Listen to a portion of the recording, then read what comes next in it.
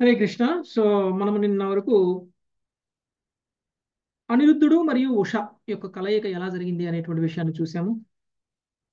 ఉష అనిరుద్ధుడిని కలలోనే చూడడం, కలలో చూసినటువంటి వ్యక్తిని తను భర్తగా పొందబోతుంది అని చెప్పేసి పార్వతీదేవి ద్వారా వరాన్ని పొందడము. ఎందుకు అంటే ఒకసారి పార్వతీదేవి శివుడు భార్యాభర్తల ప్రేమ అనేటువంటిది ఆమె ప్రత్యక్షంగా చూడడం అనేటువంటిది జరిగింది. ఇలాంటి ఒక బంధం, ఇలాంటి ఒక భార్యాభర్తల బంధం అనేటువంటిది చాలా గొప్పగా ఉంది. ఇలాంటి ఒక బంధం నాకు కూడా ఉంటే బాగుంటుంది అని ఉష అనుకోవడం వల్ల పార్వతీదేవి ఆమెకి దీవెనిస్తుంది అనమాట. ఒక వరం ఇస్తుంది, నీకు కూడా ప్రేమించేటువంటి ఒక భర్త దొరుకుతారు, ఆయన నీకు కలలో ముందుగానే కనిపిస్తారు అనేటువంటి విషయాన్ని చెప్పడం జరిగింది. ఒకరోజు ఆమె నిద్రిస్తూ ఉండగా కలలో అనిరుద్ధుడు కనిపించడం, ఆ కనిపించిన వ్యక్తి ఎవరో తెలియదు ఆమెకి, ఎక్కడ ఉంటారో తెలియదు. తన మంత్రి అంటే తన తండ్రి అయినటువంటి బాణాసురుడి యొక్క మంత్రి కూతురు ఎవరైతే ఉన్నారో ఆమె చిత్రలేఖ. ఆ చిత్రలేఖ ఈమెకి సఖి, మిత్రురాలు.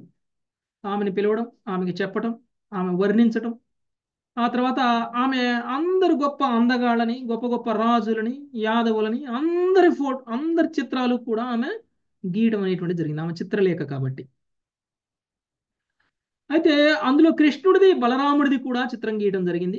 అంతేకాక ప్రద్యుమ్నుడు, అనిరుద్ధుడు అందరి చిత్రాలని కూడా ఆమె గీయటం జరిగింది. వీటన్నిటిలో ఎవరు నీకు కలలో కనిపించింది అనగానే అనిరుద్ధుడి చిత్రం చూడగానే ఆమెకి ఆనందం కలిగింది. సో ఈయనే కలలో కనిపించారు అనేటువంటి విషయం చిత్రలేఖ చెప్పగానే ఈయన ఎవరో కాదు, ప్రద్యుమ్నుడి పుత్రుడు అయినటువంటి అనిరుద్ధుడు ద్వారకలో ఉంటారు అని చెప్పేసి తెలుసుకున్నటువంటి చిత్రలేఖ ఆమెకున్నటువంటి సిద్ధులతోటి, ఆమెకి కొన్ని సిద్ధులు కూడా ఉన్నాయి చిత్రలేఖకి, ఆ సిద్ధులను ఉపయోగించి అభేద్యమైనటువంటి ద్వారకలోకి ప్రవేశించింది ఆమె. అభేద్యమైనటువంటి ద్వారకలో ప్రవేశించడం అనేటువంటిది చాలా కష్టం. బయట వాళ్ళు పర్మిషన్ లేకుండా ద్వారకలో ప్రవేశించడమే కష్టం, కానీ చిత్రలేఖ మాత్రం ప్రవేశించింది. అక్కడ ఎవరికీ తెలియకుండా ఆమెకున్నటువంటి అవే యోగ సిద్ధులతోటి ఆమె అనిరుద్ధుడిని తీసుకుని ఈ యొక్క ఉష యొక్క అంతఃపురానికి తీసుకురావడం అనేటువంటిది జరిగింది. ఉష ఎవరికీ తెలియకుండా ఈ అనిరుద్ధుణ్ణి తన గదిలోనే ఉంచుకుంది, తన అంతఃపురంలోనే ఉంచుకుంది. చాలా కాలం పాటు కొలది మాసాలు, అంటే ఒక వర్షాకాలం సీజన్ మొత్తం కూడా అనిరుద్ధుడు ఉష దగ్గరే ఉంటారు. ఉష అనిరుద్ధుడు ప్రేమించుకుంటారు. వీళ్ళిద్దరూ కలిసి తిరగడం, అక్కడ ఉద్యానవనాల్లో తిరగడం, ఇవన్నీ ఎవరికీ తెలియకుండా చేస్తున్నారు. ఎవరైతే ఉష యొక్క ఉష యొక్క అంతఃపురానికి ఎవరైతే కాపలాగా ఉంటారో కొంతమంది స్త్రీలు, వాళ్ళు కూడా భటులు లాగానే. ఓకే. సో ఆ స్త్రీలకి అర్థమైపోయింది, ఉషలో కలిగినటువంటి మార్పు అర్థమైపోయింది, ఈమె కన్యతనాన్ని కోల్పోయింది అనేటువంటి విషయం వాళ్ళకి అర్థమైపోయింది. ఎప్పుడైతే ఆమె కన్యతనం కోల్పోయింది అనేటువంటి విషయం అర్థమైందో వెంటనే వీళ్ళందరూ కూడా వెళ్ళి బాణాసురుడిని కలిసి బాణాసురుడికి చెప్పడం అనేటువంటిది జరిగింది. బాణాసురుడు చాలా కోపంతో పరిగెత్తుకుంటూ ఉష దగ్గరికి రావడం అనేటువంటిది జరిగింది. అంతేకాదు బాణాసురుడు సైన్యాన్ని తీసుకుని వచ్చారు ఉష దగ్గరికి. ఇక్కడ ఉన్నది అనిరుద్ధుడు ఒక్కడే, కానీ ఆయన సైన్యాన్ని తీసుకుని వచ్చేసారు. కానీ అనిరుద్ధుడు ఒక్కడే అంతమంది సైన్యంతో యుద్ధం చేసి అందరినీ ఓడించేసేసారు. ఏ ఒక్కళ్ళు కూడా అనిరుద్ధుడికి చిన్న గాయం కూడా చేయలేకపోయారు. ఇంకా చివరికి బాణాసురుడే రావడం అనేటువంటి జరిగింది. బాణాసురుడు చేసినటువంటి దాడికి ఆయన మూర్ఛపోవడం అనేటువంటిది జరిగింది. ఓకే. నాగాస్త్రంతో బంధించేసేసారు. ఓకే. బాణాసురుడు నాగాస్త్రాన్ని వేసి బంధించడం అనేటువంటిది జరిగింది. ఇక ఆ తర్వాత ఇప్పుడు బాణాసురుడికి కృష్ణుడికి మధ్య యుద్ధం జరగబోతుంది. ఈ విషయాన్ని తెలుసుకున్నటువంటి కృష్ణుడు, బలరాముడు వీళ్ళందరూ కూడా ఇప్పుడు ఏం చేస్తారు, ఏ విధంగా బాణాసురుడికి కృష్ణుడికి మధ్య యుద్ధం జరగబోతుంది అనేటువంటి విషయాన్ని మనము ఈరోజు 63వ అధ్యాయంలో చర్చిద్దాం. మొదటి శ్లోకం, లావణ్యమాత. శ్రీ శుక ఉవాచ श्रीसुक उवाच अपश्यतां च अनिरुद्धं तद्बन्धूनां च भारत अपश्यतां च अनिरुद्धं तद्बनुं తద్బంధూనాం చ భారత. చత్వారో వార్షికా మాసా వ్యతీయురనుశోచతాం. చత్వారో వార్షికా మాసా వ్యతీర్నో శోచతాం. సుఖదేవ గోస్వామి పలికెను. భరతవంశీయుడు అనిరుద్ధుడు తిరిగి రాకపోవటం గమనించిన అతని బంధువులు శోకతప్తులై ఉండగా వర్షాకాలపు 4 మాసములు గడిచిపోయినవి. హరే కృష్ణ ప్రభుజీ. సో యాక్చువల్గా ఈ చిత్రలేఖ ఏం చేసింది, ద్వారకకి వచ్చి ఆమెకున్నటువంటి యోగ సిద్ధులను ఉపయోగించి అక్కడి నుంచి అనిరుద్ధుని మాయం చేసి తీసుకుని వెళ్ళిపోయింది. ఎవరికి చెప్పలేదు, ఎవరికి తెలియదు, ద్వారకలో ఎవరికి తెలియదు అనిరుద్ధుడు ఏమయ్యారో తెలియదు. మొత్తం 4 మాసాలు గడిచిపోయింది, అనిరుద్ధుడు కనిపించట్లేదు. అనిరుద్ధుడు ఏం చిన్నపిల్లాడు కాదులే, ఆయన వస్తాడులే అని కొంతకాలం అయితే అనుకోగలుగుతారు. కానీ 4 మాసాల పాటు ఒక వ్యక్తి ఎక్కడికి వెళ్ళారో తెలియకుండా కనిపించకుండా ఉంటే ఏమవుతుంది? వాళ్ళందరూ కూడా శోకతప్తులై ఉన్నారు, వాళ్ళందరూ కూడా కంగారు పడ్డారు. ఓకే, వాళ్ళందరూ కూడా కంగారు పడ్డారు. 4 మాసాలు వర్షాకాలం మొత్తం గడిచిపోయింది, అయినా కానీ అనిరుద్ధుడు లేరు. అంటే అనిరుద్ధుడు ఎక్కడో ప్రమాదంలో ఉండుంటారు, అనిరుద్ధుడు ఎక్కడో ఏదో ఇబ్బందులు కలిగి ఉంటాయి అనేటువంటి విషయాన్ని వీళ్ళు గ్రహించారు. నెక్స్ట్ ఇందుమతి మాత. నారదాత్తదుపాకర్ణ్య వార్తాం భద్దస్య కర్మ చ నారదాత్తదుపకర్ణ్య వార్తాం బద్ధస్య కర్మ చ ప్రయయుః ప్రయయుస్సోనితపురం వృష్ణయ కృష్ణదైవతాం. ప్రయయుః శోణితపురం వృష్ణయః కృష్ణదైవతః. అనిరుద్ధుని కార్యాలయములను అతడు బంధింపబడిన వార్తను నారదుని వలన వినినంతటా కృష్ణునే తమ ఆరాధ్య దైవముగా కలిగిన వృష్టి వంశస్థులు శోణితపురమునకు వెడలరి. హరే కృష్ణ. అనిరుద్ధుని కార్యములను అతడు బంధింపబడినటువంటి వార్తను నారదుని ద్వారా తెలుసుకున్నటువంటి వాళ్ళు కృష్ణుడు మరియు ఇంకా ద్వారకావాసులు వీళ్ళందరూ కూడా సో శోణితపురానికి వెళ్ళడం అనేటువంటిది జరిగింది. సో శోణితపురంలో అనిరుద్ధుడు ఉన్నాడు, బాణాసురుడు బంధించాడు అనేటువంటి విషయం నారదుడు కృష్ణుడికి తెలియచేశారు. ఇక కృష్ణుడితో పాటు వీళ్ళందరూ కూడా శోణితపురానికి వెళ్ళడం అనేటువంటిది జరిగింది. శోణితపురం అంటే బాణాసురుడి యొక్క రాజ్యం. Okay, next రమ్యమాత. ప్రద్యుమ్నో యుయుధానశ్చ గద శాంబోధ సారణః. ప్రద్యుమ్నో యుయుధానశ్చ గద సాంబోదస్తారణః.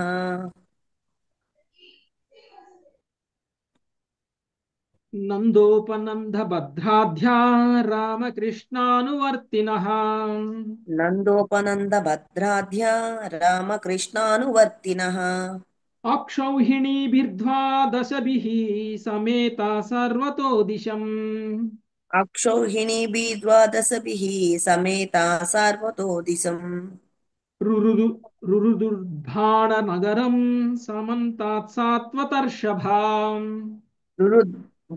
రురుదుర్బాణ నగరం సమంతాత్సత్వదర్శభః.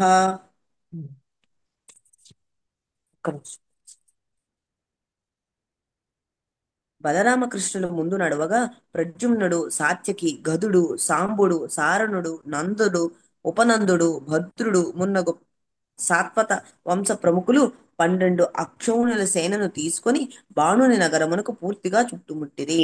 Thank you. బలరామకృష్ణుడు సారథ్యంలో ప్రద్యుమ్నుడు, సాత్యకి, గధుడు, శాంభుడు, సారణుడు, నందుడు, ఉపనందుడు, భద్రుడు. ఇక్కడ నందుడు అంటే ఆనందుడు కాదు. ఓకే, ఆ, ఆ, బృందావనంలో ఉండే నందుడు కాదు. ఓకే, ఉపనందుడు, భద్రుడు మున్నగు సాత్వత వంశ ప్రముఖులు. సాత్వత వంశం అంటే యదువంశం.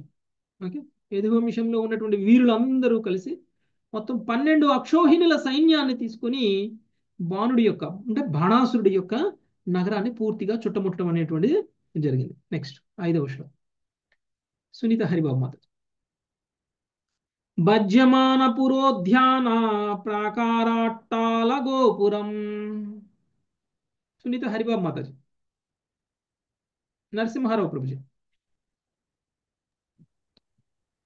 భజ్యమాన పురోద్యాన ప్రాకారాట్టలా గోపురం. ప్రేక్షమానో వృషావిష్ట స్తుల్య సైన్యోభినిర్యయౌ. ప్రేక్షమాణారుణి నిష్ఠా తుల్య సైన్యో వినిర్యమయో.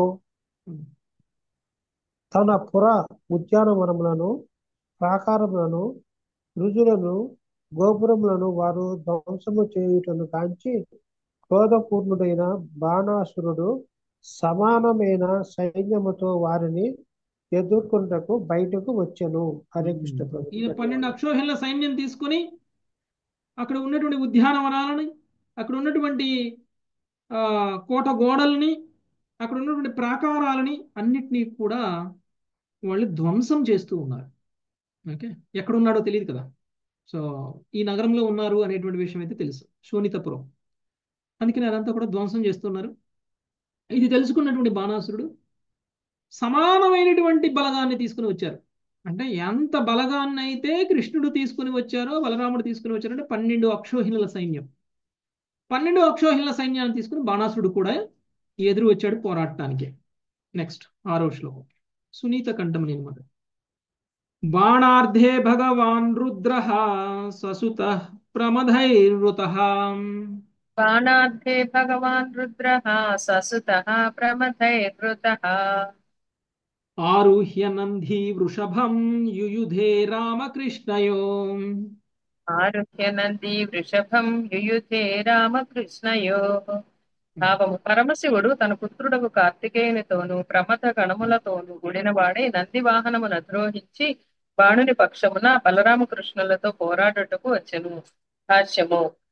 పరమశివుడు స్వభావరీత్యా సర్వజ్ఞుడనియు అందువలన అతడు శ్రీకృష్ణుని గొప్పతనమును పూర్తిగా ఎరిగి ఉన్నాడనియు సూచించుటకే భగవాన్ అనే పదము ఇతడు ప్రయోగించబడినదని శ్రీధర స్వామి పలికిరి. తనను శ్రీకృష్ణుడు పరాజితులు చేయగలడని ఎరిగినప్పటికీ దేవదేవుని మహిమలను నిరూపించుటకే శివుడు అతనితో యుద్ధమునకు దిగెను.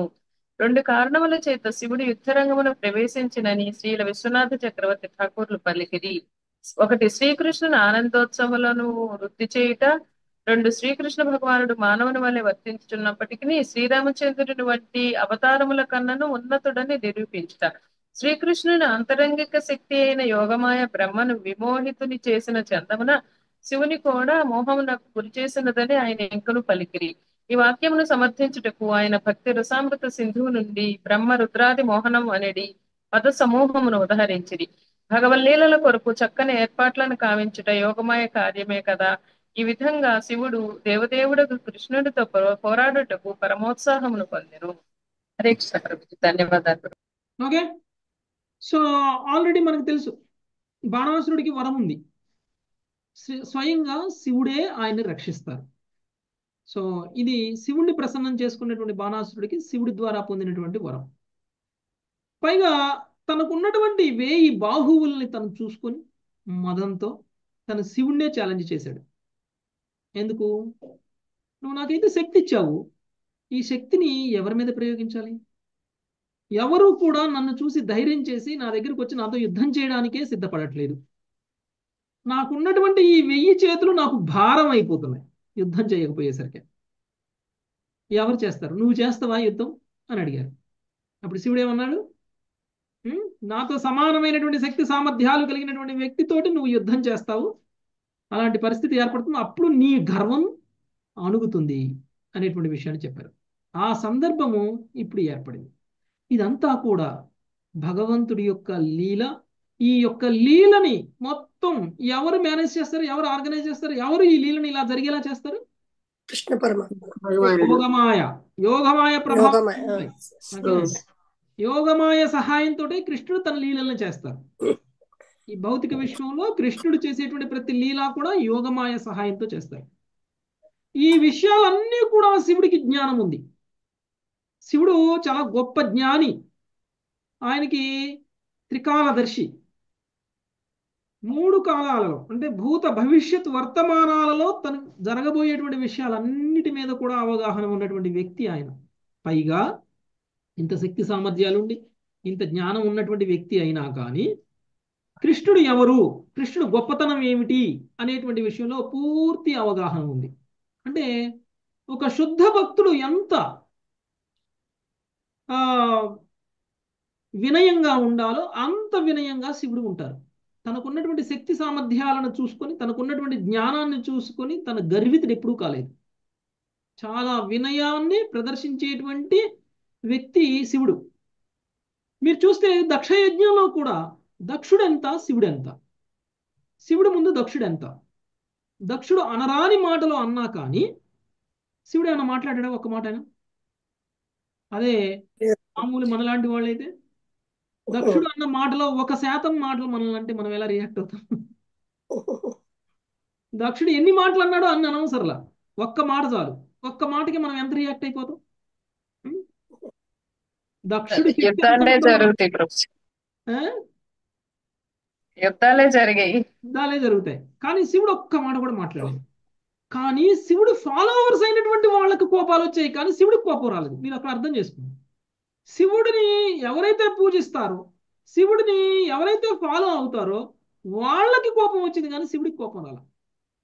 చివరికి నందీశ్వరుడు వెళ్ళి అక్కడ గొడవ పెట్టుకున్నాడు. నందీశ్వరుడు వెళ్ళి దక్షుడికి సపోర్ట్ చేస్తున్నటువంటి ప్రతి ఒక్కళ్ళని శపించడం జరిగింది. పైగా నందీశ్వరుడు మరి శపించినప్పుడు మరి అవతల పక్షం వాళ్ళు అంటే దక్షుడు పక్షంలో ఉన్నటువంటి వాళ్ళు కూడా గొప్పవాళ్ళు అయితే, వాళ్ళకు కూడా శివుడు అంత వైష్ణవులు అయినట్లయితే, వాళ్ళు కూడా శివుడు లాగా వినయ విధేయతలను కనుక కలిగి ఉన్న వాళ్ళైతే నందీశ్వరుడు ఏం మాట్లాడినా కానీ దక్షుడు మాట్లాడితే శివుడు ఎలా కామ్గా ఉన్నారో అలా ఉండాలి. అలా ఉన్నారా వాళ్ళు? వాళ్ళందరూ ప్రతిశాపాలు ఇవ్వడం మొదలు పెట్టారు. నంది ఒక శాపం ఇస్తుంటే మిగిలిన వాళ్ళందరూ కూడా ప్రతిశాపం ఇస్తున్నారు. అంటే వాళ్ళందరి స్థాయి, శివుడి స్థాయి మనం అక్కడే మనకు అర్థమైపోతుంది. ఎంత గొప్పవాడని. ఆయన మూడో కన్ను తెరిస్తే అక్కడ మొత్తం భస్మం అయిపోతుంది, ఎవ్వరూ కాపాడలేరు. అలాంటి శివుడు చాలా వినయంగా ఉన్నాడు. ఎందుకు?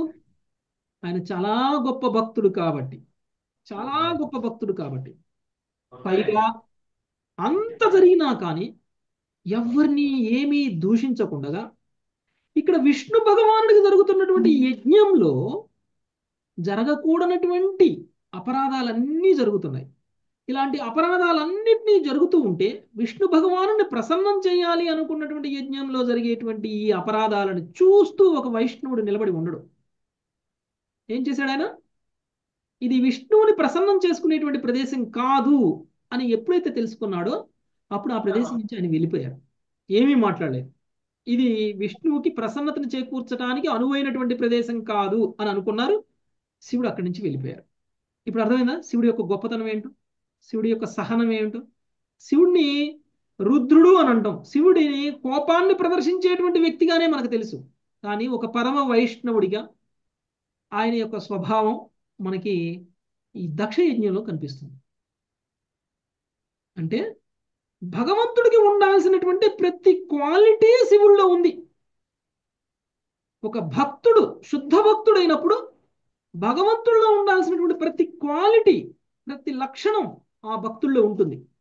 అలానే శివుడిలో కూడా ఉంది కాబట్టి భగవంతుడితో సమానము అనేటువంటి ఉద్దేశంతో ఇక్కడ శివుణ్ణి భగవాన్ అనడం జరిగింది.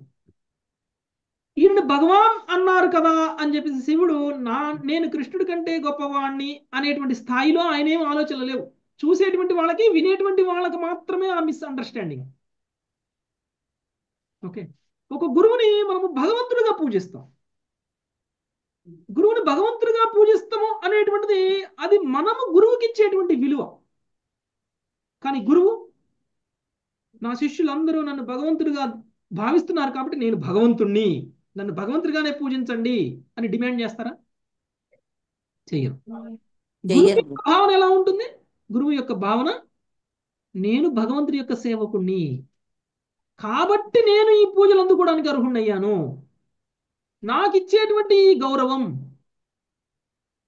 నా జీవితంలోంచి భగవంతుడిని తీసి పక్కన పెడితే, నేను ఒకవేళ భగవంతుడికి భక్తుడిని కాకపోతే ఈ గౌరవానికి నేను అర్హుణ్ణి కాదు. అంటే నాకు ఇచ్చేటువంటి ఏ గౌరవం అయినా కానీ నేను భగవంతుడికి భక్తుడవడం వల్ల వచ్చినటువంటి గౌరవము అనేటువంటి భావనలో ఉంటాడు. నేను భగవంతుడికి సేవకుడిని కాబట్టి ఆ సేవకుడిగా నేను పొందేటువంటి ప్రతి గౌరవము కూడా నేను భగవంతుడికి అర్పించాలి. ఇది ఒక గురువుకి ఉండాల్సినటువంటి లక్షణం, ఒక గురువుకి ఉండాల్సినటువంటి భావం. ఒక శిష్యుడి దృష్టిలో గురువు భగవంతుడితో సమానమే. అందుకని ఆయన్ని మనం ప్రభు అని పిలవచ్చు, లేకపోతే మహారాజ్ అని పిలవచ్చు, లేకపోతే గురువు అని పిలవచ్చు, భగవంతుడిని కూడా పిలవచ్చు మనం మన గురువుని. కానీ గురువు భావం మాత్రం నేను సేవకుణ్ణి అనేటువంటి భావంలోనే ఉంటారు. అలానే ఇక్కడ కూడా శివుణ్ణి ఉద్దేశించి భగవాన్ అని అంటే అది అక్కడ ఉన్నటువంటి శివుడి కంటే తక్కువ స్థాయిలో ఉన్నటువంటి వాళ్ళు శివుడికి ఇస్తున్నటువంటి గౌరవం దృష్ట్యా ఇస్తున్నటువంటి భగవాన్ అనేటువంటి బిరుదే తప్ప అక్కడ శివుడు భగవాన్ అని కాదు. ఇంకొకటి, ఒక భక్తుడిని భగవంతుడితో సమానంగానే చూడాలి కాబట్టి శివుడిని భగవాన్ అనటంలో తప్పు లేదు. శివుడు పరమ వైష్ణవుడు కాబట్టి ఇక్కడ భగవాన్ అనేటువంటి పదం ప్రయోగించడం వల్ల వచ్చినటువంటి తప్పేమీ లేదు, అపరాధం కూడా ఏమీ లేదు. శివుడు పూర్తి జ్ఞానంలో ఉన్నాడు. శివుడికి కృష్ణుడి యొక్క గొప్పతనం తెలుసు కాబట్టి ఆయన భగవాన్ అని పిలిపించుకోవడానికి కూడా అర్హుడే. అంటే ఎవరికైతే కృష్ణుడి యొక్క గొప్పతనం తెలుస్తుందో వాళ్ళందరినీ కూడా భగవాన్ అని పిలవచ్చు. ఎందుకంటే కృష్ణుడి యొక్క గొప్పతనం తెలిసి కృష్ణుడికి శరణాగతుడై వినయంగా కృష్ణుడికి సేవ చేసేటువంటి వ్యక్తి కృష్ణుడితో సమానం. ఓకే, అందుకనే ఆయన కూడా ఆ ఉద్దేశంతో భగవాన్ అని పిలవచ్చు. ఇంకొకటి, మరి శివుడు బాణాసురుడికి సపోర్ట్ చేస్తూ కృష్ణుడితోటి యుద్ధం చేస్తున్నాడు అన్నట్లు మనకు కనిపిస్తుంది. ఇప్పుడు నిజానికి శివుడి యొక్క భావం ఎలా ఉంది అని అంటే ఇది కృష్ణలీల. కృష్ణలీలలో నేను ఒక పాత్ర. ఈ పాత్ర కృష్ణలీలలో పోషించే విధంగా యోగమాయ సహాయంతో నేను చేస్తున్నాను. అంటే కృష్ణుడితో యుద్ధం చేసేటువంటి ఒక పాత్రని యోగమాయ ప్రభావంతో, యోగమాయ ఆధ్వర్యంలో నాకు కృష్ణుడు ఇది ఏర్పాటు చేశారు. కాబట్టి కృష్ణుడు కోరిక తీర్చడం కోసం, ఈ లీలని కంప్లీట్ చేయడం కోసం నేను ఉత్సాహంతో కృష్ణుడితో యుద్ధం చేయాలి అని అనుకున్నారు. ఇలా చేస్తే కృష్ణుడు ప్రసన్నుడవుతాడు. కృష్ణుడు ప్రసన్నుడవుతాడు అని అంటే కృష్ణుడితో యుద్ధం చేయడానికి కూడా సిద్ధపడుతుంది భక్తుడు. ఓకే, అంటే యుద్ధం అనేటువంటిది కూడా, అందరూ మ్యూట్ చేయండి మాతాజీ ప్లీజ్. యుద్ధం అనేటువంటిది కూడా కృష్ణ సేవే. ఇక్కడ మీరు చూడండి, భీష్ముడు కురుక్షేత్ర యుద్ధంలో బాణాలు వేశాడు కృష్ణుడికి. కృష్ణుడి శరీరం మొత్తం కూడా రక్తం కారిపోతుంది. కృష్ణుడి శరీరం మొత్తం కూడా ఒంటి నిండా రక్తం. ఎందువల్ల కృష్ణుడి శరీరం నిండా రక్తం? భీష్ముడు వేసినటువంటి బాణాల కారణంగా. ఎందుకంటే అర్జునుడిని ఓడించాలి అని అంటే అక్కడ అర్జునుడికి వేసేటువంటి ప్రతి బాణానికి కృష్ణుడు అడ్డం తగులుతున్నాడు. యాక్చువల్గా కృష్ణుడు కనుక రథసారథిగా లేకపోతే ఎన్నో బాణాలు అర్జునుడికి తగిలి ఉండేవి. అర్జునుడు యుద్ధంలో గెలిచుండేవాడు కూడా కాదు. ఎందుకంటే శత్రుపక్షంలో ఉన్నటువంటి ప్రతి ఒక్కళ్ళు కూడా అర్జునుడిని టార్గెట్ చేస్తున్నారు. కృష్ణుడు ఆ బాణాలన్నింటినీ కూడా తీసుకున్నాడు తన మీదకి. మరి ఇది జరిగినప్పుడు ఇది కూడా ఒక లీలే. మరి భీష్ముడు వేస్తున్నటువంటి బాణం ఏదైతే ఉందో, భీష్ముడు బాణం వేయడానికంటే ముందు తన భావం ఎలా ఉందో చూడాలి. ఇప్పుడు నేను యుద్ధ భూమిలో ఉన్నాను, నేను నిన్ను పూజించాల్సినటువంటి స్థితిలో ఉండాల్సినటువంటి వాడిని. నువ్వు నాకు భగవంతుడివి. మరి నేను నిన్ను పూజించడానికి నా దగ్గర ఏముంది? నా దగ్గర బాణాలే ఉన్నాయి, బాణాలతోనే పూజిస్తా నిన్ను అని చెప్పేసి మనం ఏ విధంగా అయితే భగవంతుడికి పువ్వును అర్పిస్తామో ఆయన బాణాన్ని అర్పించారు. అలా అంటే భావం ఇంపార్టెంట్. అంటే భగవంతుడికి భక్తి, భగవంతుడికి అర్చన అనేటువంటిది దేశ కాలమాన పరిస్థితులకి అనుగుణంగా చేయవచ్చు. ఇలానే చెయ్యాలి అనేం లేదు.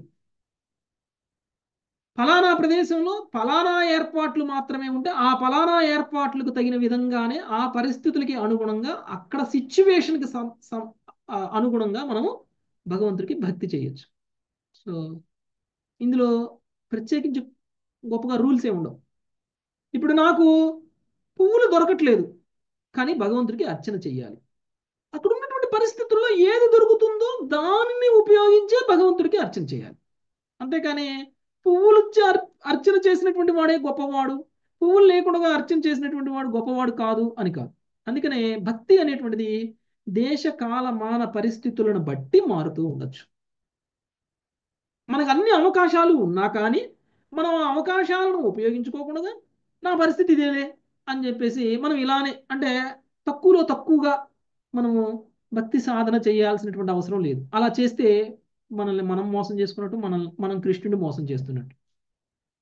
మనం చెయ్యగలిగి కూడా చెయ్యకుండా, దేశకాల మన పరిస్థితులను బట్టి భక్తి చేయండి అని ప్రభుజీ చెప్పారు కదా అని చెప్పేసి మనం చెయ్యగలిగి కూడా మన ప్రయత్నం లేకుండా కృష్ణుడికి అర్చన చేయకపోవడం అనేటువంటిది తప్పు. కాబట్టి భీష్ముడికి ఉన్నటువంటి పరిస్థితి, భగవంతుడికి అర్చన ఆ యుద్ధ రంగంలో బాణాలతోనే చేయగలడు. అందుకని బాణాలతోనే చేశాడు. కృష్ణుడు కూడా ప్రేమగా స్వీకరించాడు. ఆయన బాణాలను పువ్వుల్లా స్వీకరించారు. భౌతికంగా మనకి కనిపిస్తుంది భీష్ముడు కృష్ణుడి మీద బాణాలు వేస్తున్నట్లు, కృష్ణుడికి రక్తం కారుతున్నట్లు. కానీ అది ఆధ్యాత్మిక స్థాయిలో భగవంతుడికి భక్తుడికి మధ్య జరుగుతున్నటువంటి పరస్పరమైనటువంటి ఎక్స్చేంజ్ ఏదైతే ఉందో అది జరుగుతుంది. ప్రేమ వినిమయం అనేటువంటిది జరుగుతుంది. అక్కడ భక్తి వినిమయం అనేటువంటిది జరుగుతుంది. భగవంతుడు సంతోషపడుతున్నారు భీష్ముడు వేస్తున్నటువంటి బాణాలకి, రక్తం కారుతున్నా కానీ.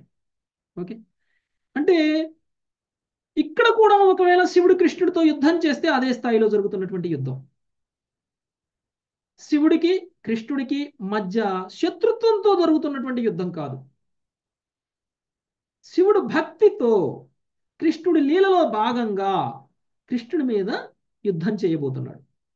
అందుకనే అది అంటే యుద్ధం భగవంతుడి మీద యుద్ధం చేయబోయేటువంటి వ్యక్తి యొక్క భావము అనేటువంటిది మనం అర్థం చేసుకున్న తరువాతనే దాన్ని భౌతికంగా మనం చూడకూడదు. అది ఆ వ్యక్తి యొక్క భావాన్ని మాత్రమే మనం అర్థం చేసుకోవాలి. ఓకే, సో శివుడికి కృష్ణుడికి యుద్ధం జరుగుతుంది అంటే శివుడు కృష్ణుడు ఇక్కడ శత్రువులుగా యుద్ధం చేయట్లేదు అనేటువంటిది అర్థం చేసుకోవాలి. శివుడు సంతోషంగా కృష్ణ సేవగా కృష్ణుడితోటి యుద్ధం చేయబోతున్నారు.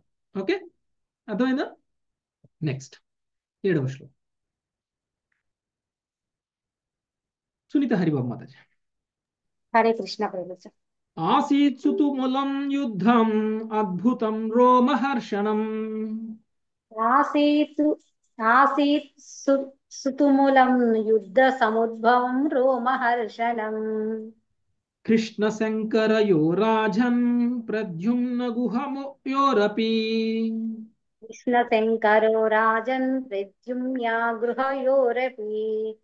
శ్రీకృష్ణుడు శంకరుడును ప్రద్యుమ్నునకు కార్తికేయుడును నడుమ పరమ అద్భుతమైనది గొప్ప ధ్వనితో కూడి రోమాంచనము కలిగించుచున్నదే యుద్ధము సంభవించెను. హరే కృష్ణ ప్రభుజీ.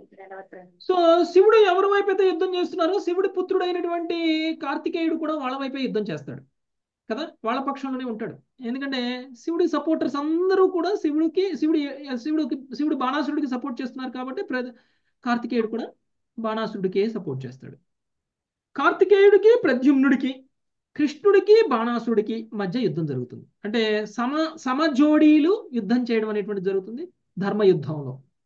ఓకే, ఒక శక్తివంతుడు తనతో సమానమైనటువంటి శక్తి కలిగినటువంటి వ్యక్తితోనే యుద్ధం చేయాలి. తనకంటే శక్తి తక్కువ ఉన్నటువంటి వ్యక్తితో యుద్ధం చేయకూడదు. అలానే ఇక్కడ ఇద్దరిద్దరు సమజోడీలు ఎవరైతే ఉన్నారో వాళ్ళందరూ కూడా యుద్ధాలు చేస్తూ ఉన్నారు.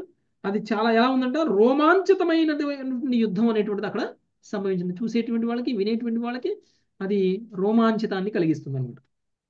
నెక్స్ట్ 8వ హరే కృష్ణ ప్రభుజీ. ఇక్కడ ఒక చూడండి మా ప్రభుజీ, బ్రహ్మ రుద్రాది మోహనం అని ఇచ్చారు కదా పైన. అంటే ఇద్దరు మోహానికి గురైనట్టే ప్రభుజీ, బ్రహ్మను రుద్రుడు.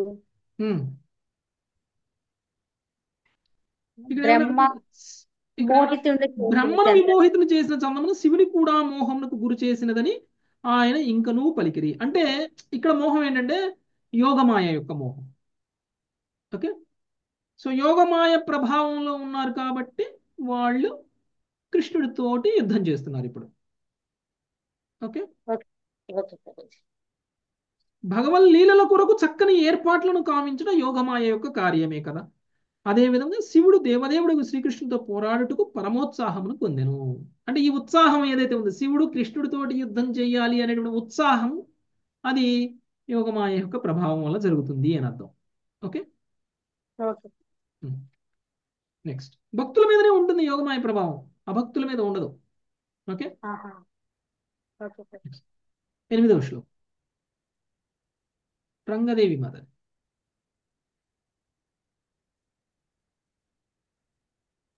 హరే కృష్ణ శేషరత్నం ప్రభు, ధన్యవాద ప్రణామం.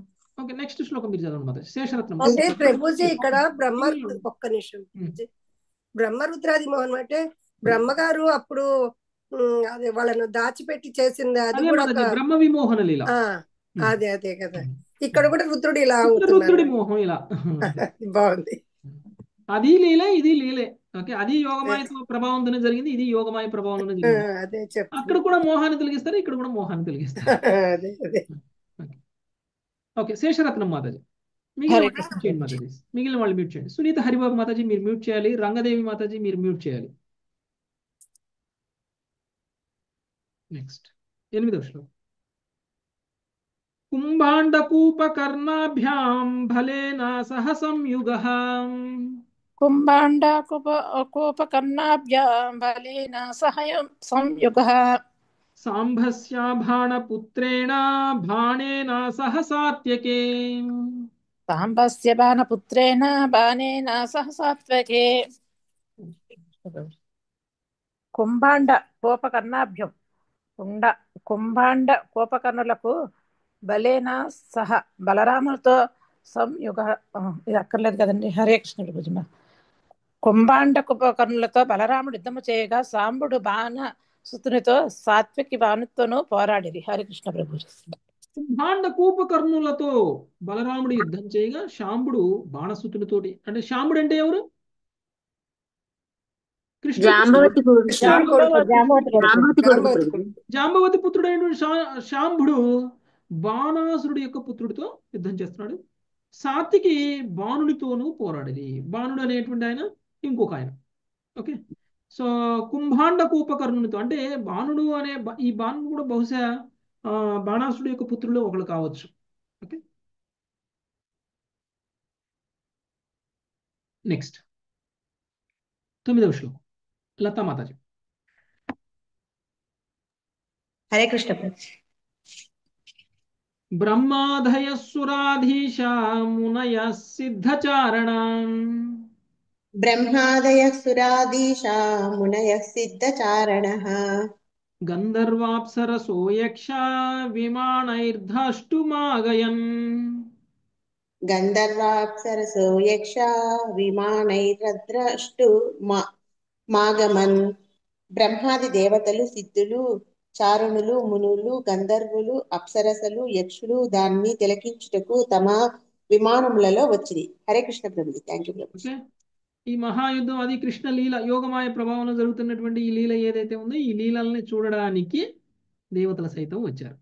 ఓకే, వస్తారు బ్రహ్మదేవతలు బ్రహ్మదేవుడితో సహా సిద్ధులు, చారణులు, మునులు, గంధర్వులు, అప్సరసులు, యక్షులు ఇవందరూ కూడా వచ్చారు. ఓకే, కృష్ణుడు ఏదైనా కార్యం చేస్తున్నారంటే వీళ్ళందరూ అవుతారు. రంగదేవి మాతాజీ. శంకరాచరాన్ సౌరీన్ భూత ప్రమథ గుహ్యకాన్. శంకరాన్ చారన్ శౌరీర్భూత ప్రమదా గుహ్యకాన్. దాకినీర్యాతు ధానాంశ్చ భేతాళాన్ సవినాయకాన్. ధాకినీర్యాతు ధానాంచ భేతాళాన్ సవినాయకన్. ప్రేతమాతృపిశాచాంశ్చ కూష్మాండాన్ బ్రహ్మ రాక్షసాన్. ప్రేతమాతృ పిశాచాంచ కూష్మాండాన్ బ్రహ్మ రాక్షసన్. ధావయామాస తీక్ష్ణాగ్రై శరైశాంగ ధనుశ్చుతై. ద్రావయామాస తీక్షగ్రై శరైశార్గధనుశ్చతై.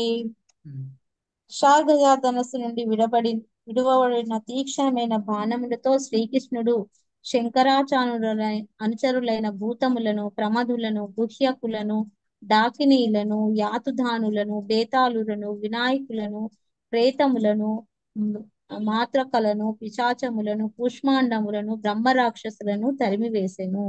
హరే కృష్ణ. ధన్యవాదాలు. శార్గి అంటే శౌర్యుడు అయినటువంటి వాడు ఎవరైనా అంటే శ్రీకృష్ణుడు యొక్క ధనస్సు నుంచి వస్తున్నటువంటి బాణాలతోటి శంకరుడు యొక్క అనుచరులైనటువంటి వాడు. ఎవరండి శంకరుడు యొక్క అనుచరులు?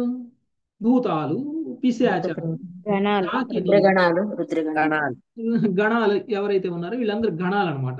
ఓకే, ప్రమదులు, గుహ్యకులు, డాకినీలు, యాతుధానులు, భేతాళులు, వినాయకులు, ప్రేతాలు, మాతృకలు, పిశాచాలు, కూష్మాండాలు, బ్రహ్మ రాక్షసులు, వీళ్ళందరూ కూడా.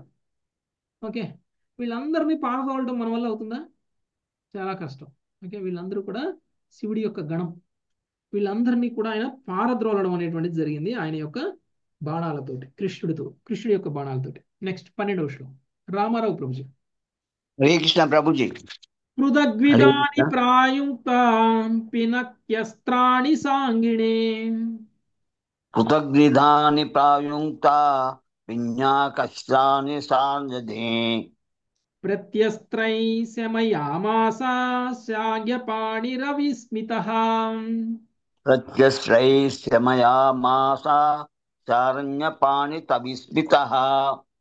త్రిశూలధార్యకు శివుడు సార్ధంద మనువును పట్టిన శ్రీకృష్ణునిపై నానా రకముల అస్త్రమును ప్రయోగించను. కానీ శ్రీకృష్ణుడు కించిత్తైనను విస్మితుడు గాక వాటినన్నిటినీ సరి అయిన ప్రత్యస్తములతో నిర్వీర్యము కావించను.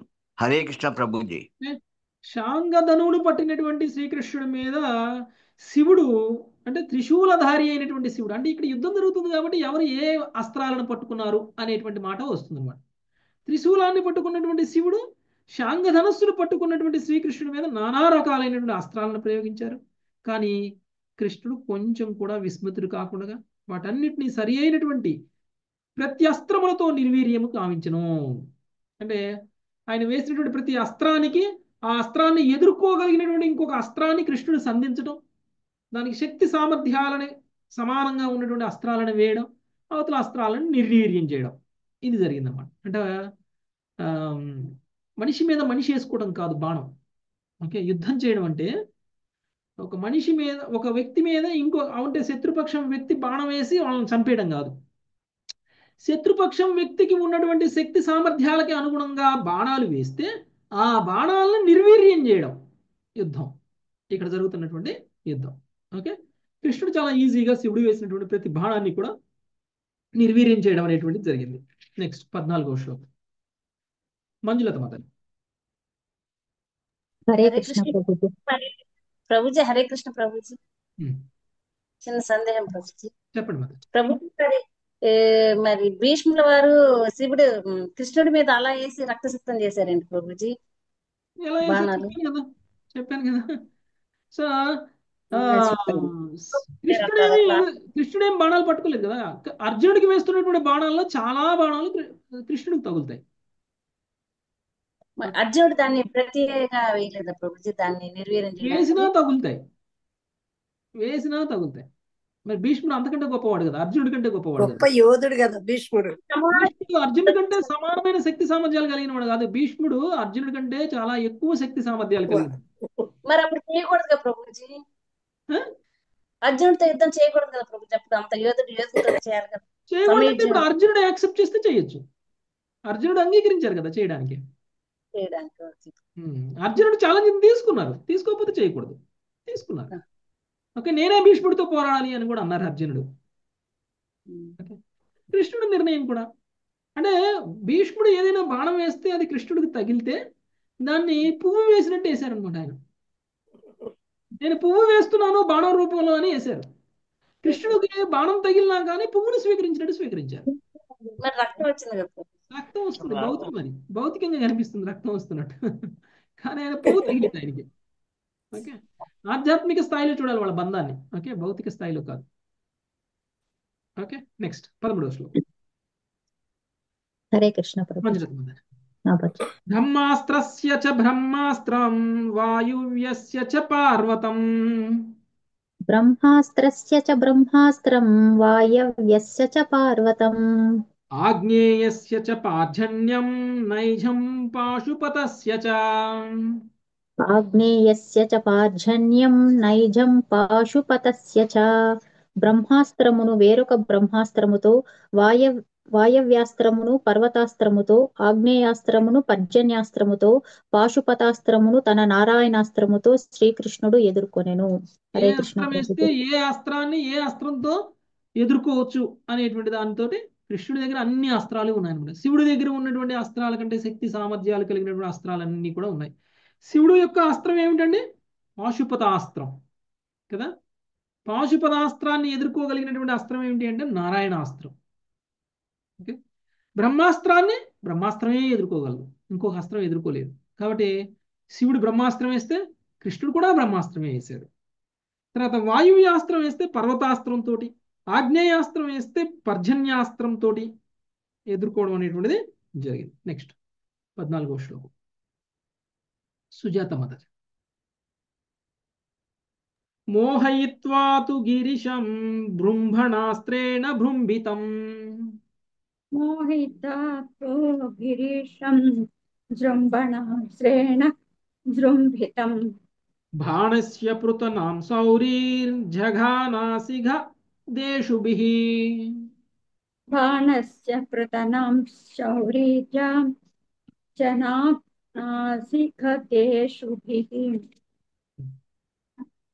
జృంభణాస్త్రముతో శివుని మోహితుని భావించిన పిమ్మట శ్రీకృష్ణుడు తన ఖడ్గముతో, గదతో, బాణములతో బాణాసురుని సైన్యమును నశింపచేసెను. హరే కృష్ణ. జృంభణాస్త్రం అదేంటో మరి నాకు తెలియదు. జృంభణాస్త్రంతో శివుణ్ణే మోహింపజేసేశారు.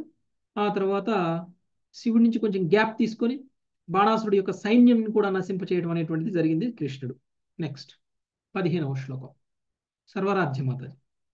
స్కంద ప్రద్యుమ్న బాణౌఘైర్ ఆర్ధ్యమాన సమం తతః. హరే కృష్ణ ప్రభుజీ నమస్కారము.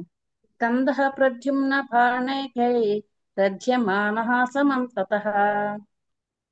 అశ్రుగ్విముంచన్ గాత్రేభ్యః సికినాపాక్రమద్రణాత్. అశ్రుగ్విముంచన్ గాత్రేభ్యః సికినాపాక్రమద్రానాత్. అన్ని దిక్కు నుండి ప్రద్యుమ్ని శరవర్షముచే మిగిలి పీడితుడైన కార్తికేయుడు దేహాంగముల నుండి రక్తము స్రవించుతుండగా నెమలి వాహనముపై రణరంగము నుండి పారిపోయాను. Thank you. ప్రద్యుమ్నుడు వేసినటువంటి బాణాలు అన్ని వైపుల నుంచి ఆయన్ని ముట్టడిస్తున్నాయి. ఇక కార్తికేయుడికి దేహం నుంచి రక్తం కారిపోతుంది. సో ఇక ఆయన అక్కడే ఉంటే కష్టంగా అనిపించిన దానికి తన నెమలి వాహనాన్ని వేసుకుని అక్కడి నుంచి వెళ్ళిపోవడం అనేటువంటిది జరిగింది. నెక్స్ట్ 16వ శ్లోకం. నాగలక్ష్మి మాతాజీ. కృష్ణ ప్రభుజీ. హరే కృష్ణ ప్రభు. ప్రభుజీ ఒకసారి జృంభణాస్త్రం అంటే ఆవరింపజేశారండి బాబు ప్రభుజీ. ఆవరింపజేసి శివుణ్ణి ఓకే. జృంభణాస్త్రం అంటే ఆవులింపజేశారు. ఓకే. ఆయనకి నిద్ర వచ్చేలా చేసేసారు, మోహింపజేశారు. వచ్చేలాగా చేసి బాణాసుని. నెక్స్ట్ 16వ శ్లోకం. నాగలక్ష్మి మాత. హరే కృష్ణ ప్రభు.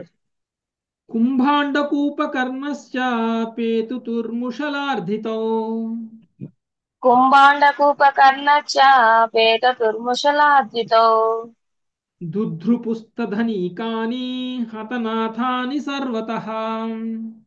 దుద్రుపుస్తధనికాని హతనాదాని సర్వతః. బలరాముని హలాయుధము చే పీడితులై కుంభాండ కూపకర్ణులు మరణించరు. తమ నాయకులు మరణించుటను గాంచిన వారి సైన్యం అంతటా నలు దిక్కులలో పారిపోయారు. హరే బలరాముడు ఇంతకు ముందు కృష్ణ. ఎవరితో యుద్ధం చేస్తున్నారు అనుకున్నాం మనం? కుంభాండ కూపకర్ణులు అంట. ఓకే. వాళ్ళు కూడా చాలా బలవంతులు. మళ్ళీ వాళ్ళు కూడా కొంత సైన్యానికి సైన్యాధ్యక్షులుగా పనిచేస్తున్నారు. సో వాళ్ళని ఎప్పుడైతే ఆయన యొక్క గదతోటి వాళ్ళు మరణించే విధంగా మరణింపజేశారు, అప్పుడు వాళ్ళని ఫాలో అయ్యే సైనికులందరూ కూడా అన్ని దిక్కులకి పారిపోయారు. ఇంకా బలరాముడి యొక్క సైన్యంతో బలరాముడి మీదకి ఇంకా యుద్ధం చేయడానికి ముందుకి రాలేదు. నెక్స్ట్ 17వ శ్లోకం. శిరీష మాతాజీ. విశీర్యమాణం స్వబలం దృష్ట్వా బాణోత్యమర్షితః. విశీర్యమాణం స్వబలం దృష్ట్వా బాణోత్యమర్షితః. కృష్ణమభ్యద్రవత్సంఖ్యే రథీః త్వైవ సాత్యకీం. కృష్ణమభ్యద్రవత్సంఖ్యే రతిః త్వైవ సాత్యకిం. తన సైన్యము చీల్చి చెండాడబడుటను కాంచి బాణాసురుడు కుపితుడయ్యను. అప్పుడు అతడు సాత్యకితో యుద్ధము చేయుటను విడిచి రథారూఢుడై రణరంగమున సాగి శ్రీకృష్ణుని ఎదుర్కొనెను. హరే కృష్ణ ప్రభుజీ. తన సైన్యమును పీల్చి తన సైన్యంను చీల్చి చెండాడును గాంచి బాణాసురుడు కుపితుడయ్యాడు. సో తన సైన్యంలో ఉన్న వాళ్ళందరూ ఈ విధంగా కృష్ణుడి వైపు ఉన్నటువంటి వాళ్ళందరూ ఏ విధంగా అయితే ఎదుర్కొంటున్నారో చూసి దాన్ని చూసినటువంటి బాణాసురుడికి కోపం వచ్చేసింది. సాత్వికితో యుద్ధం చేయటం విడిచి రథారూఢుడైనటువంటి రణరంగమున సాగి కృష్ణుడిని ఎదుర్కొనడం అనేటువంటి జరిగింది. ఇంతకుముందు యాక్చువల్గా సాత్వికతోటి బాణాసురుడు యుద్ధం చేస్తున్నట్లు మనకి తెలిసింది. శివుడితోటి కృష్ణుడు యుద్ధం చేస్తున్నారు. కరెక్ట్. సో సో మిగిలిన వాళ్ళందరూ కూడా ఇలా యుద్ధంలో ఓడిపోవడము అనేటువంటి జరగడం చూసినటువంటి ఆయన నేను ఇంకా సాత్వికతోనే యుద్ధం చేస్తూ ఉన్నట్లయితే కనుక కృష్ణుడు మిగిలిన వాళ్ళందరినీ కూడా చంపేస్తాడు అని చెప్పేసి ఎప్పుడైతే తెలుసుకున్నాడో సాత్వికతో యుద్ధం చేయడం అనేటువంటిది ఆపేసి బాణాసురుడు కృష్ణుడితో యుద్ధం చేయడానికి వచ్చేసారు. నెక్స్ట్ 18. అంటే శివుడు చేస్తేనే కృష్ణుడికి ఏమీ కాలేదు. ఇప్పుడు బాణాసురుడు అనుకుంటున్నారు, శివుడు ద్వారా వరం పొందినటువంటి బాణాసురుడు అనుకుంటున్నాడు శివుడి కంటే గొప్పగా యుద్ధం చేయగలను అని. ఓకే, చూద్దాం. నెక్స్ట్ హనుమాన్ ప్రభుజీ చదువుతారా? కొంచెం శ్లోకం చెప్పండి ప్రభుయే. 18వ శ్లోకం, 63వ అధ్యాయం 18వ శ్లోకం. చెప్తాను. 521 పేజీ. ప్రభు 18వ శ్లోకం 521. ధనుష్యాం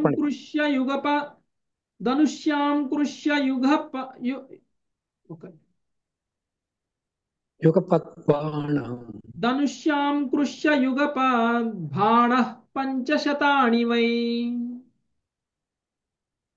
ధనుష్యాంకృష్య యుగపద్బాణః పంచశతాని వై.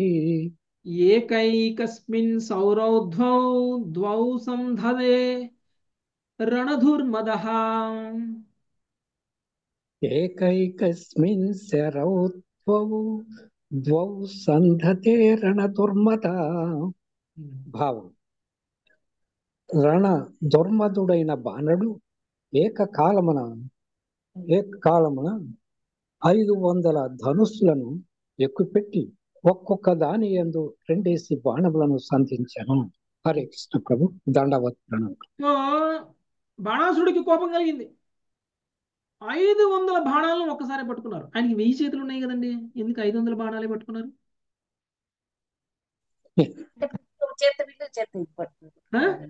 ఒక చేత గద పట్టుకుంటారు, ధనుసు పట్టుకుంటారు కదా ప్రభుజీ, ధనుసు పట్టుకుంటారు. 500 చేతులతో ధనస్సు పట్టుకుంటే మిగిలిన 500 చేతులతో బాణాలు పట్టుకుంటారు కదా. సో ఆయన ఒక్కొక్క ధనుస్సు తోటి 2 బాణాలు వదులుతున్నారు ఒక్కసారి. ఓకే, అంటే 500 ధనుస్సులతోటి ఎన్ని బాణాలు వస్తున్నాయి? 1000 బాణాలు వస్తున్నాయి ఒక్కసారి. ఓకే, ఈ 1000 బాణాలను ఆయన సంధించడం ఒక్కసారి చేయడం అనేటువంటి జరిగింది. అది సాధ్యమవుతుందా ఎవరికైనా 1000 బాణాలను ఒక్కసారి సంధించడం? బాణాసురుడికి 1000 చేతులు ఉన్నాయి కాబట్టి చేయగలిగాడు. ప్రభుజీ కార్తవీర్యార్జునుడికి కూడా ఉన్నాయి కదా? కార్తవీర్యార్జునుడికి కూడా ఉన్నాయి. ఎస్, కార్తవీర్యార్జునుడిని పరశురాముడు చంపుతారు, పరశురాముడు కట్ చేస్తారు. ఓకే, నెక్స్ట్ 19వ శ్లోకం. రమ్యమాత. హరే కృష్ణ. తాని చిచ్ఛేద భగవాన్ ధనుంషి యుగపద్ధరి. తాని చిచ్ఛేద భగవాన్ ధనుంషి యుగపద్ధరి.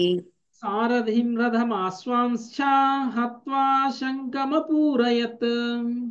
సారథిం రథమాశ్వాంచ హత్వా శంఖమపూరయత్. శ్రీకృష్ణుడు బాణాసురుని ధనువులన్నింటికి ఏకకాలమున విరగకొట్టి వాని రథసారథిని రథమును అశ్వములను ధ్వంసము కావించి పిదప పాంచజన్య శంఖమును పూరించెను. Thank you. బాణాసురుడు 1000 బాణాలు వేసినా కానీ శ్రీకృష్ణుడు వాటన్నిటినీ కూడా ఒకే సమయంలో విరగొట్టేశారు. కృష్ణుడికి 2 చేతులు ఉన్నాయి, బాణాసురుడికి 1000 చేతులు ఉన్నాయి. బాణాసురుడు 1000 బాణాలు వేయగలిగాడు, కృష్ణుడు ఎన్ని బాణాలు వేయగలుగుతారు? కృష్ణుడు కూడా 1000 కంటే ఎక్కువ బాణాలు ఒక్కసారే వేయగలరు. అర్థమైందా? 2 చేతులే ఉన్నా కానీ అది కృష్ణుడి యొక్క శక్తి. అందుకనే ఒక్కసారే 1000 బాణాలను వేసినటువంటి బాణాసురుడి యొక్క బాణాలన్నింటినీ ఒక్కసారే ఇరక్కొట్టేశారు. ఒకదాని తర్వాత ఒకటి కాదు, ఒక్కసారి అన్నిటిని కూడా విరక్కొట్టేశారు. అది కృష్ణుడి యొక్క సామర్థ్యం. అంతేకాదు అదే సమయంలో ఆయన రథసారథిని రథాన్ని అశ్వాన్ని కూడా ధ్వంసం చేసేసి పిదవ పాంచజన్య శంఖాన్ని పూరించేశారు. చూసారా, ఒకే సమయంలో 1000 బాణాలను ఖండించడమే కాకుండా రథాన్ని రథసారథిని కూడా అక్కడ ధ్వంసం చేయడం అనేటువంటిది జరిగింది, అశ్వాలతో సహా. నెక్స్ట్ 20 లావణ్యమాత. తన్మతా కోటరా నామా నగ్నా ముక్త శిరోరుహాం తన్మత కోటరా నామ నగ్నా ముక్త శిరోరుహా పురోవతస్తే కృష్ణస్య పుత్ర ప్రాణిరక్షయా. పురోవతస్తే కృష్ణస్య పుత్ర ప్రాణిరక్షయ. అప్పుడు బాణాసురుని తల్లి యగు కోటర తన పుత్రుని ప్రాణమును రక్షింపగోరినదే జుట్టు విరబోసుకొని నగ్నంగా కృష్ణుని ఎదుటకు వచ్చెను. హరే కృష్ణ ప్రభు. సో ఏదో ఒక రకంగా తల్లి తన పుత్రుని కాపాడుకోవాలి అనుకుంది. యుద్ధంలో కనుక ఆమె అడ్డం రాకపోతే కృష్ణుడు తన పుత్రుడిని చంపేస్తాడు అనుకుంది. అంటే ఏ విధంగా అయినా సరే కృష్ణుడు డీవియేట్ చేయాలి, తన పుత్రుడి వైపు నుంచి డీవియేట్ చేయాలి అని అనుకుంది. ఆమె జుట్టు విరబోసుకొని నగ్నంగా వచ్చి కృష్ణుడి ముందు నిలబడింది తన పుత్రుడిని కాపాడుకోవడం కోసం. నెక్స్ట్ 21 ఇందుమతి మాత. తతస్థిర్యన్ముఖో నగ్నాం అనిరీక్షన్ గదాగ్రజః. తత్తస్థితిర్యన్ముఖో నగ్నాం అనిరీక్ష గదాగ్రజః. బాణశ్చాతావద్విరథశ్చేన్ నధన్వా విషత్పురం. బాణాచ్చ తవద్విరదచ్చిన్న ధన్వా విసత్పురం. ధన్వా విషత్పురం. ఓకే. నధన్వా విసత్పురం. నగ్న స్త్రీని చూడగోరక శ్రీకృష్ణుడు ముఖమును త్రిప్పుకొనగా రథహీనుడు ధనస్సు భగ్నమైన వాడు ఆయన బాణాసురుడు అది అదనుగా కొని పురములోనికి పారిపోయాను. సరే, ఎప్పుడైతే ఆమె నగ్నంగా వచ్చి నిలబడిందో కృష్ణుడు ఒక్కసారిగా తన ముఖాన్ని పక్కకు తిప్పేశారు. అదే సమయంలో బాణాసురుడు తన నగరంలోకి తన గృహంలోకి పారిపోయాడు. ఓకే, ఆ ఒక్క క్షణం చాలన్నమాట కృష్ణుడి నుంచి తప్పించుకొని పారిపోవడానికి. నెక్స్ట్ 22వ శ్లోకం సునీత కంఠం నిర్మాణ. విద్రావితే భూతగణే జ్వరస్తు త్రిశిరాస్త్రిపాత్. విద్రావతే భూతగణే జ్వరస్తు త్రిశిరాస్త్రిపాత్. అభ్యదావత దాశార్హం దహన్నివ దిశో దిశాం. అభ్యధావత దాసార్హం దహన్నివ దిశో దశ. భావము భూతగణము తరిమివేయబడగా 3 శిరములను 3 పాదములను కలిగిన శివజ్వరము దశ దిశలలో సమస్తమును దగ్ధమనుచున్న వాని వలె కనపడుచు కృష్ణునిపై దాడి చేయుటకు వేగముగా ముందుకు వచ్చెను. భాష్యము స్వజ్వరమును గురించిన ఈ క్రింది వర్ణనను శ్రీల విశ్వనాథ్ చక్రవర్తి ఠాకూర్లు వివరించిరి. జ్వరస్త్రీ పదస్త్రీ శిరాః షడ్భుజో నవలోచనః భస్మ ప్రహరణో రౌద్రః కాలాంతకయమోపమః. దారుణముగా శివజ్వరము 3 పాదములను 3 శిరములను 6 భుజములను 9 నేత్రములను కలిగి ఉండెను. భస్మమును వెదజల్లుచు అతడు ప్రళయ కాలము నాటి యమరాజును పోలి ఉండెను. హరే కృష్ణ. ఇంతకుముందు కృష్ణుడు శివుడి యొక్క గణాలన్నింటినీ కూడా అక్కడి నుంచి పారిపోయేలా చేసేశారు. అది తెలుసుకున్నటువంటి శివజ్వరం అనేటువంటి శివుడి యొక్క సైనికుల్లో ఒకళ్ళు అనమాట. ఎలా ఉన్నారంటే ఆయన శివజ్వరం 3 పాదాలు 3 శిరాలు 6 భుజాలు 9 నేత్రాలు కలిగి ఉన్నారు. భస్మాన్ని వెదజల్లుకుంటా ఆయన ప్రళయం నాడు వచ్చేటువంటి యమరాజును పోలి ఉన్నారంట ఆయన. అంటే ఇక ఆయన దొరికితే ధ్వంసమే, అలా ఉన్నారనమాట. నెక్స్ట్ ఆయన కోపంతో రావడం అనేటువంటి జరిగింది, ఎందుకంటే శివగణాన్ని మొత్తాన్ని కూడా పారద్రోలారు కాబట్టి. నెక్స్ట్ రామారావు ప్రభుజీ. అత నారాయణ దేవ తం దృష్ట్వా వ్యసృజ జ్వరం. అథ నారాయణ దేవ త్వం దృష్ట్యా వ్యసృజజ్వరం. మహేశ్వరో వైష్ణవశ్చ యుయుధాతే జ్వరావుభౌ. మహేశ్వరో వైష్ణవశ్చ యుయుధాతే జ్వరానభౌ. శివజ్వరము తనను సమీపించడం గాంచిన నారాయణుడు అప్పుడు తన విష్ణుజ్వరమును ప్రయోగించను. ఆ విధంగా శివజ్వర విష్ణుజ్వరములకు పరస్పర యుద్ధం సంభవించను. హరే కృష్ణ ప్రభుజీ. ఆయన శివజ్వరాన్ని ప్రయోగిస్తే ఈయన విష్ణు జ్వరాన్ని ప్రయోగించడం అనేటువంటిది జరిగింది. శివజ్వరానికి విష్ణు జ్వరానికి మధ్య యుద్ధం అనేటువంటిది జరుగుతుంది. నెక్స్ట్ 24 మంజులత మాత. మహేశ్వర సమాక్రంధన్ వైష్ణవేన బలార్ధితః మహేశ్వర సమాక్రందన్ వైష్ణవే బలః అలబ్ధ్వా భయమన్యత్ర భీతో మహేశ్వరోజ్వరః అలబ్ధ్వా భయమన్యత్ర భీతో మాహేశ్వరోజ్వరః శరణార్థి హృషీకేశం తుష్టావా ప్రయతాంజలి శరణార్థి హృషీకేశం తుష్టావా ప్రయతాంజలిః. విష్ణుజ్వర బలముచే పీడింపబడిన శివజ్వరము వేదనతో కేకలు వేసెను. భీతుడైన ఆ శివజ్వరము న్యాశ్రయమును గానక శరణార్థైన హృషీకేశుడకు శ్రీకృష్ణుని సమీపించి ముక్తహస్తుడి ఆ దేవదేవును సాగిను. భాష్యము. తన ప్రభువైన శివుని పక్షమున విడుచుట, నేరుగా దేవదేవుడకు శ్రీకృష్ణుని ఆశ్రయించుట గమనింపవలసిన ముఖ్య విషయమని ఇలా విశ్వనాథ చక్రవర్తి ఠాకూరులు పేర్కొనేది. విష్ణు జ్వరం దాడికి శివ జ్వరం తట్టుకోలేకపోయింది. ఓకే, తట్టుకోలేకపోయినప్పుడు యాక్చువల్లీ శివ జ్వరం ఎవరి సైనికుడు? శివుడు వైపు శివుడు సైనికుడు అయినటువంటి శివ జ్వరం ఒకవేళ శత్రుపక్ష విష్ణు జ్వరం గనక దాడికి తట్టుకోలేకపోతే ఎవరిని ఆశ్రయించి రక్షణ కోరాలి? విష్ణు భగవాన్ శివుడిని ఆశ్రయించి రక్షణ కోరాలి. శివుడి సైన్యం కాబట్టి. ఓకే, శివుడి దగ్గరికి వెళ్ళి శివ నువ్వే రక్షించు అనాలి. కానీ శివ జ్వరం ఏం చేస్తుంది? కృష్ణుడి దగ్గరకు వస్తుంది. కృష్ణుడిని సమీపించి ముకుళిత హస్తుడై దేవదేవుని స్తుతించడం మొదలుపెట్టారు, నువ్వే కాపాడాలి నన్ను అని. ఓకే, సో ఏమని మాట్లాడారు, ఏమని ప్రార్థన చేశారు శివజ్వరం కృష్ణుని ఉద్దేశించి అనేటువంటి మనం రేపు చూద్దాం. మాతాజీ, thank you very much. Hare Krishna. వాంఛా కల్పతరుభ్యశ్చ కృపా సింధుభ్యశ్చ